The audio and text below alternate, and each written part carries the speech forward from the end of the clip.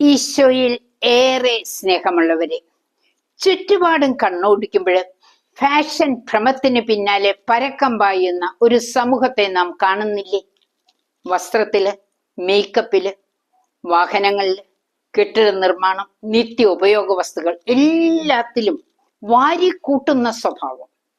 ഇതിനൊരു അപവാദമാണ് ഒല്ലൂർ മഠത്തിൽ ജീവിച്ച് സ്വർഗത്തിലേക്ക് കടന്നു പോയ എവുപ്രാസ്യ എന്ന വിശുദ്ധ. കീറി തുന്നിയ വസ്ത്രങ്ങളും പഴയ വസ്തുക്കളും നിത്യോപയോഗത്തിന് ഉപയോഗിച്ചു. ഭക്ഷണത്തിൽ ഒരു പ്രത്യേകതയുമില്ല. ഒന്നും തനിക്ക് പ്രത്യേകം വേണമെന്ന് ആവശ്യപ്പെട്ടിട്ടില്ല.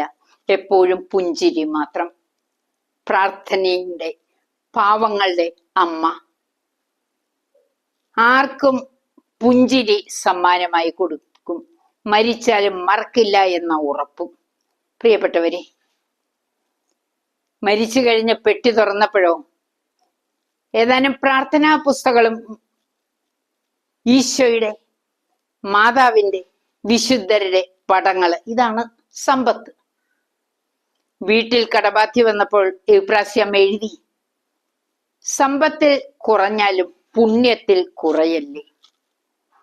പ്രിയപ്പെട്ടവരെ, അവിടുന്ന് തന്റെ ദാസിയുടെ താഴ്മയെ തൃക്കൺ പാർത്തുവെന്ന് വിശുദ്ധ ലൂക്കായുടെ സുവിശേഷം 1-ാം അധ്യായം 48-ാം തിരുവചനം നമ്മെ പഠിപ്പിക്കുന്നു. നമുക്കും ഈ ദാസ്യ മനോഭാവം ഉണ്ടാകണ്ടേ? നമുക്ക് പരിശ്രമിക്കണ്ടേ? ഉയർച്ചയിലേക്കല്ല, ലളിത ജീവിത ശൈലി സ്വന്തമാക്കാൻ നമ്മുടേതായ ഒരു ആദർശം നമുക്കുണ്ടാക്കാം.